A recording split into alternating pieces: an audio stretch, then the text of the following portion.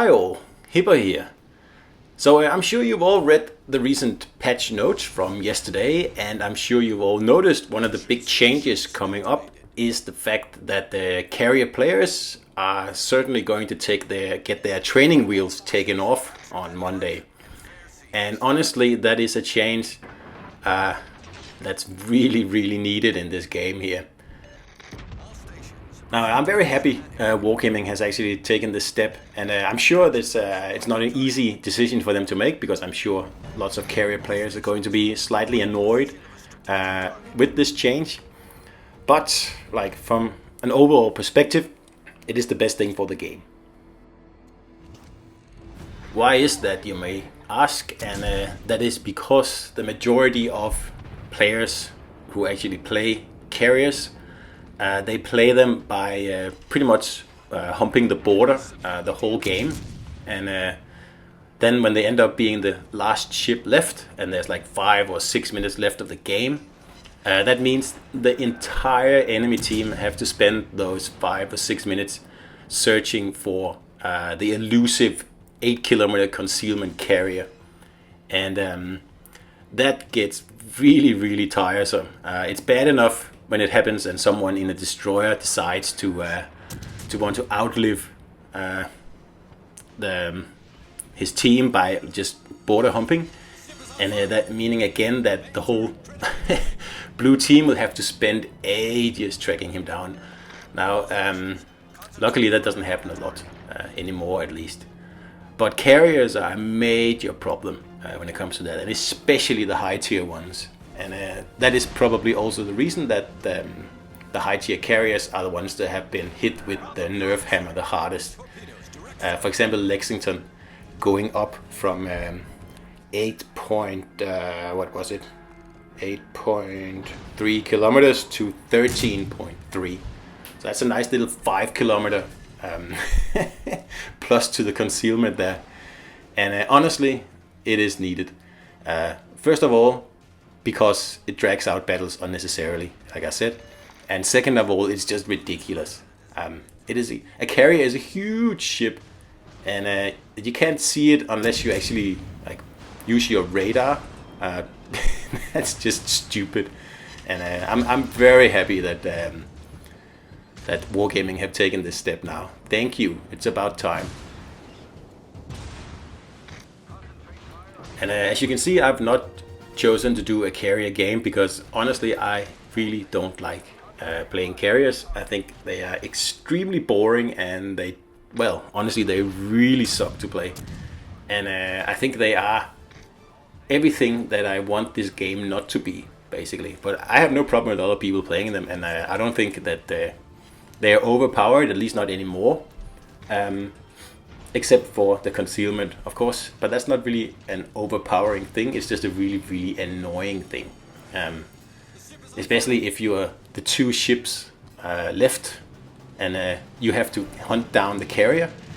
And I mean, that can just be a total like Sisyphus exercise, where you you keep chasing the carrier, and you always spot it, but you can never really catch up to it, and even when you're like within 10 kilometers of it, you can't see it, and it's just very boring. So instead, I've chosen to show you a Chambard battle here, and that is not a reversing Chambard, because that is another thing that lots of potatoes do, and that is to sit in their French battleships and reverse to the edge of the map. Don't do that. These ships are not made for that. They have a speed boost for a reason, and that reason is to get into a good position and then set up a defense there. Or if it turns out you don't have much resistance, then these are the perfect assault ships. Like, I totally agree with Spartan Elite 43 on that. These are not sniper ships like Iowa or some of the other tier 7 battleships. Like, these are assault ships, and they should be used as such. So the reason I've picked this battle here is because it's one of those battles that I really don't like. And especially the red carrier is just, well, just one of those carrier players I talk about the people who sit all the way at the border, and they spend half the game waiting for their squadrons to get to the enemy because they are so far away. And it doesn't matter what happens on the map, they never move in. And that is just like a horrible, horrible way to play carriers. And especially in the end of the battle, where I already said everybody's dead except for the carrier. And you'll see that in this battle here as well. It's like a matter of rock, scissors, paper about who should go on the fool's errand of trying to unmask the carrier so we can end the battle quickly. And nobody wants to do that. And yeah, I get it. So it just ends up with everybody just sitting in the middle, fiddling their thumbs, and just waiting for the game to end. Because really nobody can be asked going all the way out to the corner of the map and torping that carrier there.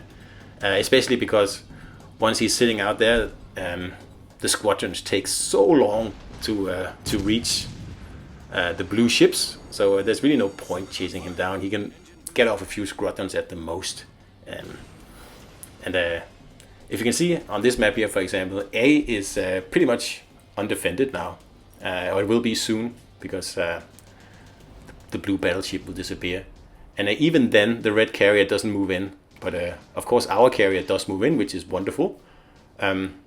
So that's my point with if the concealment was worse on the carriers, it wouldn't take so long to get rid of them in the end of the battle.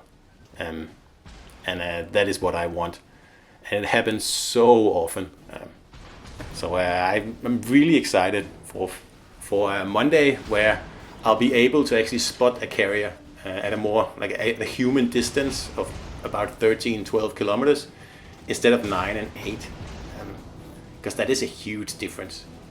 Because if you're, like I said, if you have to hunt down the carrier, there's like a million places it could be, and it can hide really well with 9-kilometer concealment. With 13 kilometers, it's a lot harder. And it doesn't mean that you can't move in with your team. You just have to move in cover, which is obvious, like everybody else does.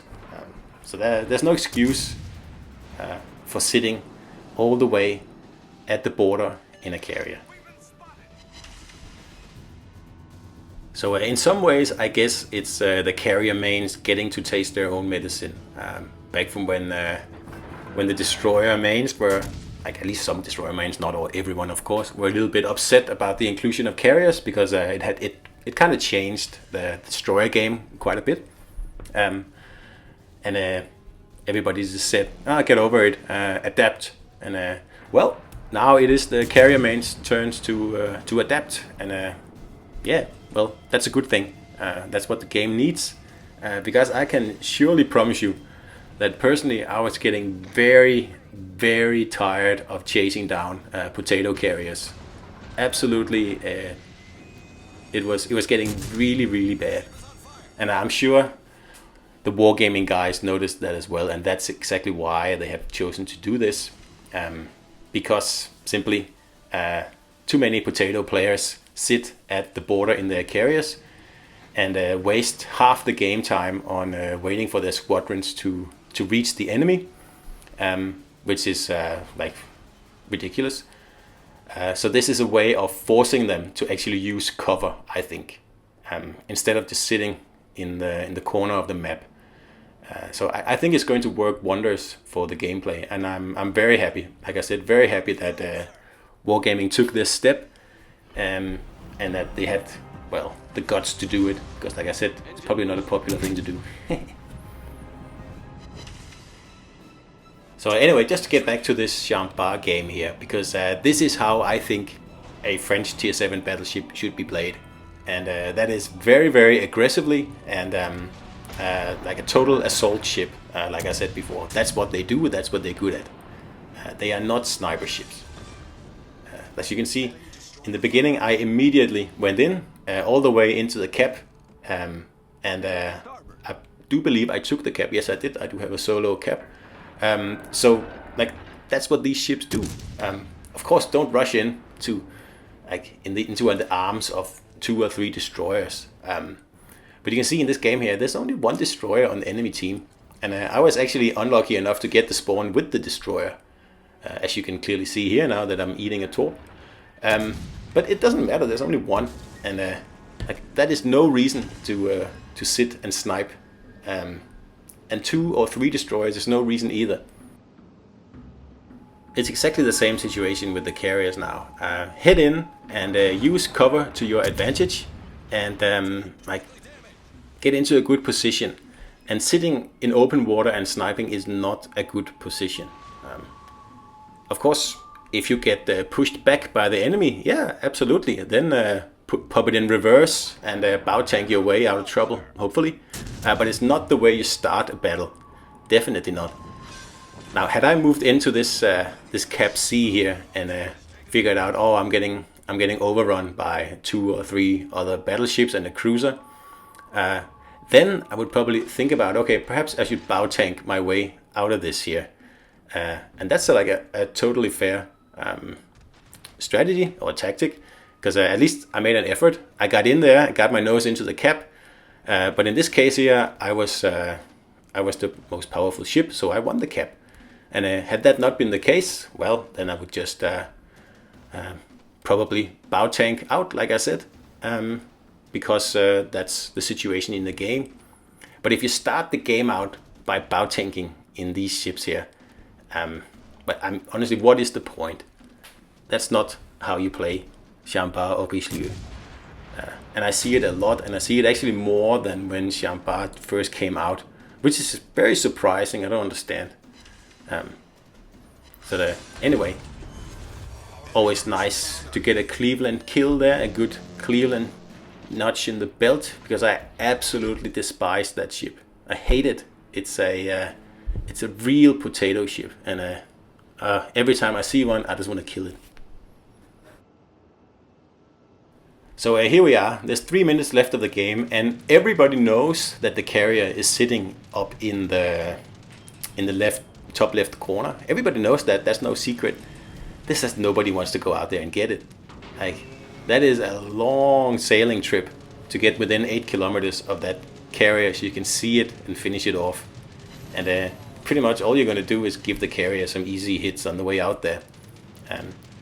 So in most cases, it's better just to sit in here, and at least then it takes him ages to get his squadrons into attack position instead of attacking the carrier, because then he can get his squadrons to hit you faster and faster the closer you get. But as you can see, nobody's really super keen to go and get that kill. It's an easy kill, and it's sitting right out there, and it's obvious where he is. But it's too much trouble. You can see me, I'm thinking, oh, should I go out or should I just stay here? And then in the end, I'm thinking, why not? I might as well just point my nose that way at least. But there's no way I can make it out there and spot the carrier in the time left. So it's just a way that the battles last longer for absolutely no reason. So now he's spotted by our carrier, and obviously he's sitting in the corner, as far away from the ships he's supposed to sink as possible, which again makes no sense. Like, he's the last ship left. He should move in, and he should like try to at least keep the other carrier from taking the A cap. I mean, that would be pretty simple. But no, he plays like most players play carriers, which just makes the game super boring for everyone else. So anyway, like I said, I welcome this change. I think it is one of the best changes made in the game, in the history of this game. I know it's a bit of a rough thing to adjust to, but honestly, we've all had to adjust to that in some way. So too bad. Anyway, I hope you enjoyed the video, and I'll see you out there.